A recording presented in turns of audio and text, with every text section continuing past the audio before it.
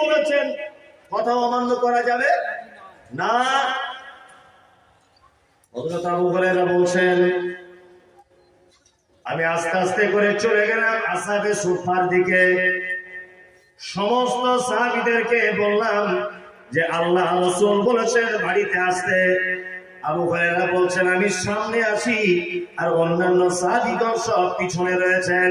বিশ্ব নবীর দরজায় ঢোকা হলো। অনুমতি চাওয়ার পরে রাসূলুল্লাহ বললেন ভিতরে এসো। হযরত আবু হুরায়রা বলছেন আমি ভিতরে গেলাম। আল্লাহর রাসূল আমার কাছে পিয়ালাটা দিয়েছেন। আমি মনে মনে ভাবলাম নবী মনে হয় আমাকে বলবেন পান করতে, কিন্তু আল্লাহ রাসূল আমাকে পান করতে বললেন না। বিশ্ব নবী বললেন যে এক ধাপ থেকে ওই সমস্ত সাহাবীদেরকে পান করাতে শুরু করে দাও। একজনের পান করানো হলো, দুইজনের পান করানো হলো।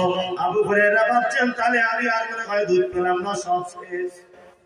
মন খুব খারাপ যে আমি ডেকে আনলাম আর আমাকে আল্লাহ রাসূল প্রথমে আল্লাহর ঘটনায় আমি রাস্তা পাবো না।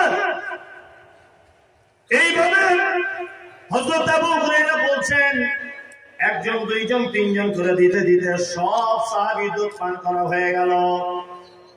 আল্লাহ রাসূল আমার দিকে মুচকে হেসে দিয়ে বলছেন আবু হুরায়রা বাকি আছে কয়জন? বলছেন আল্লাহ রাসূল বাকি আছে আমি আর আপনি। বিশ্ব নবী বলছেন পিয়ালার দিকে দেখো। হযরত আবু হুরায়রা বলছেন পিয়ালা দুধ যেমন কার তেমন কাই রয়েছে, এক ফোঁটা দুধ কমে যায়নি। আল্লাহ রাসূল আমাকে বলছেন আবু হুরায়রা তুমি দুধ পান করো। হযরত আবু হুরায়রা বলছেন আমি দুধ একবার পান করলাম, আমি রেখে দিলাম। আল্লাহ রাসূল বলছেন তুমি আবার পান করো। আবু হুরায়রা বলছেন আবার পান করলাম, আবার রেখে দিলাম। আল্লাহ রাসূল বলছেন আবু হুরায়রা তুমি আবার পান করো। আবু হুরায়রা বলছেন আল্লাহর নবী গো আল্লাহর নামের শপথ করে বলছি যার হাতে আমার প্রাণ রয়েছে ওই আল্লাহর নামের শপথ করে বলছি যে আল্লাহ আপনাকে রহমতের নবী হিসাবে প্রেরণ করেছেন। ও দয়ার নবী গো আমার পেটে আর এক ফোঁটা জায়গা নাই। বিশ্ব নবী বলছেন আবু হুরায়রা তুমি এবার পিয়ালার দিকে তাকিয়ে দেখো।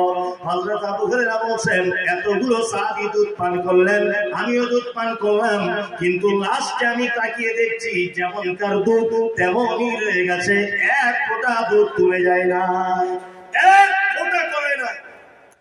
আরে আল্লাহ ওলিদের অলৌকিক ঘটনা যদি বলতে হয় আমরা হাদিস থেকে বলবো, আমরা গাঁজাখড়ি গল্প কেন মানুষের সামনে বলবো?